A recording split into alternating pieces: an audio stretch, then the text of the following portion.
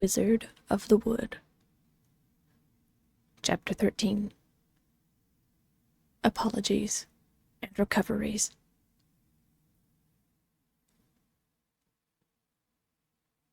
Weightless.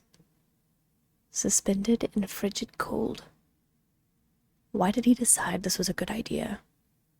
Why did he choose this? Was this really how it was all going to end? Here, on the face of Fanged Ridge, far from any semblance of society, to freeze to death by the edge of the brook? His hands instinctually clutched his bag closer as the last of the fire was snuffed. His shelter, made of roots and snow, was far from warm, but it served him well until now. As the light of the fire went out, his own consciousness slipped from him. She would never know. Not now. How long had he been unconscious? He felt something. Pressure? He was numb from the cold, so it couldn't be more snow, could it? Weightless again, engulfed in unending warmth. What was going on? Was this a monster? A beast of the mountain consuming him as so many stories had warned him of? He tried to resist, but he couldn't move. His limbs refused to respond to his commands. There was one reassurance, that this was not some creature swallowing him whole. It was the gentleness of the touch. It was the familiar voice calling out his name. Reassured, Rylir felt his body instinctually turning toward the source of heat. It was solid, but there was a thrum that was soothing. Unable to resist or move on his own, he let his body go limp. Rylir opened his eyes and looked around at the vertigo-inducing ceiling far above him. He was surrounded by firs. He was laying on stone, next to a fire that could have engulfed an entire home from his perspective. It took an embarrassingly long moment for him to realize where he was. Why did this feel like déjà vu? He was in Essie's home, once again. Rylir blinked twice groggily and grasped at the furs around him. There he was, back by the fireplace, surrounded by the furs from his bed. The smell of roasting herbs, bubbling potions, and parchment filled the air. Rylir attempted to sit up, but his entire body revolted and sent a throbbing pain through his body. The dull ache felt like it had crawled its way into his bones, creating an untouchable cold. Breathing hurt, blinking hurt, everything hurt. But he was alive. She had come for him. "Shame on you, sir." Essie's voice rang out clearly as she stepped up to him, piping a hot bowl of what smelled like soup in her hands as she sat on the ground beside him. Rylir could only gaze up into her features and, rating them quickly, was pleasantly surprised to see concern in her ice-colored eyes. Her features were set in a stoic attention, but he could tell somehow that she was just as relieved as he was that he was awake. "Shame?" Rylir croaked out. "Yes, making me worry and being so careless with your life," stated Essie. "Hardly," muttered Rylir, as he forced a partial smile onto his face. "What were you doing out there?" she asked, as she stirred the broth in the bowl. "Why didn't you go back to the village? You could have made it back in time." "I was trying to make it back. I didn't want to leave things the way they were," muttered Rylir, looking away bashfully before pulling on a smirk and looking back up at the giantess. "If I didn't know better, I'd say you'd summoned that storm just to get me back here." Essie immediately leaned over him, an intimidating gleam in her features. She wasn't close enough for Rylir to touch, but it was close enough so he could see the flecks of blue in her eyes. "What makes you think I didn't?" she asked. For a moment, Rylir wondered if she was being serious. Then he spotted it. A faint smile. She leaned away before sliding her hand beneath the bundle of furs he was on so she could prop him up. Essie then took the spoon, dipped it into the broth, and blew on it twice before holding the massive spoon up to his face. "Careful, it's hot," stated Essie. Rylir winced as he forced himself forward slightly, just as she tilted the spoon. The warmth from the broth was intoxicating, as was the explosion of flavor. Swallowing hurt, but the heat of the broth warmed his core, and the chill in his bones was slowly subsiding. After he had put away one of the spoonfuls, he caught Essie's eyes and smiled sheepishly. "I guess I owe you twice now for saving my life, huh?" asked Rylir, to which Essie nodded curtly. "2 life debts. Now you shall have to endure my idiosyncrasies, assistance, and lessons without complaint," replied Essie as she dipped the spoon back into the bowl.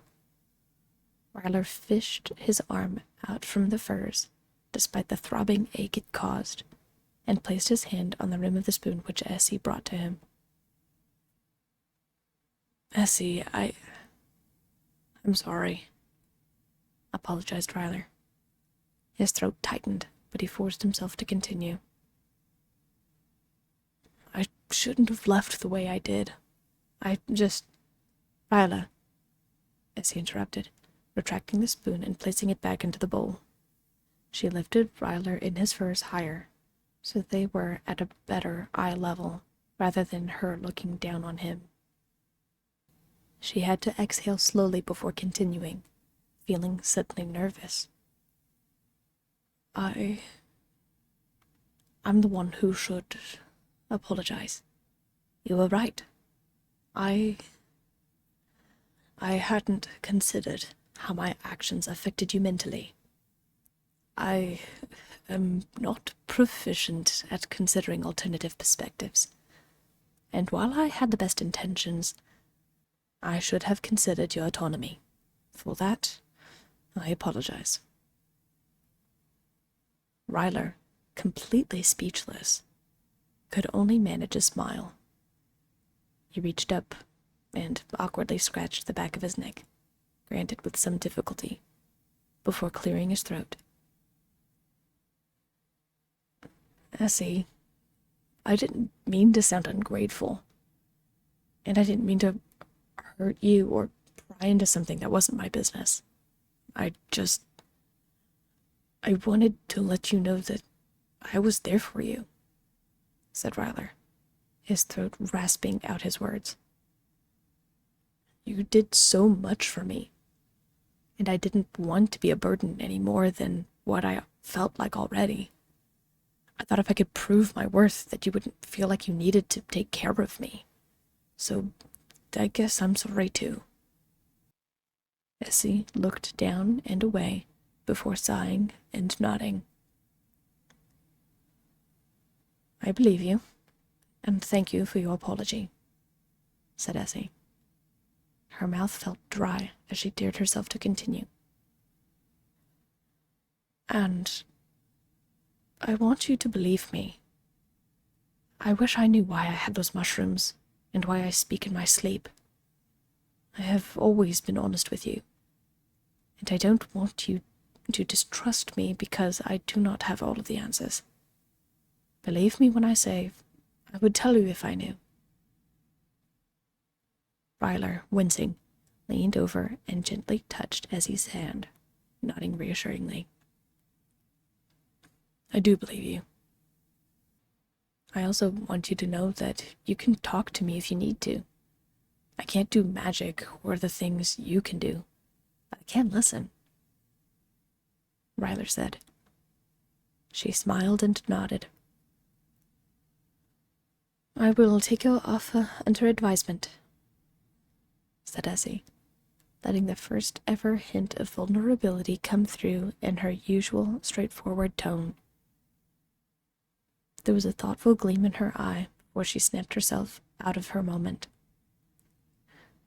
"Until then, you need to recover."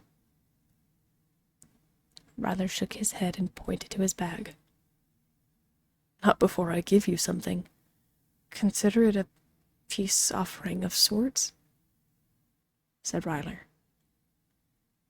As he glanced at the fireplace and carefully pinched the edge of Ryler's bag before lifting it up and handing it to him. Rylir fished around in the bag for a moment before producing 2 large, bumpy stones. "You collected rocks and hold them around in the storm?" asked Essie. "Not just normal rocks, geodes. I was going to craft them into something for you. I know you have earrings you wear from time to time, but wanted to ask you face to face," grinned Rylir. Essie wasn't sure what to say. It was such a thoughtful gesture. She looked into Ryler's eyes and nodded a few times. "Thank you. I look forward to the final product. Now, to rest," stated Essie as she laid the bundle of furs Rylir was nestled into back by the fireplace. Rylir smiled and nestled further into the furs. Just as he made himself comfortable, one question rose to Essie's mind. "Rylir, one question," stated Essie. "Why are you so curious about the mushrooms of all things?" Ryler's smile faded as he sighed and then rolled over onto his side. "The fog in the jar. I remember something like it at my home. There was a weird green-gray fog, and then all of those symptoms you listed.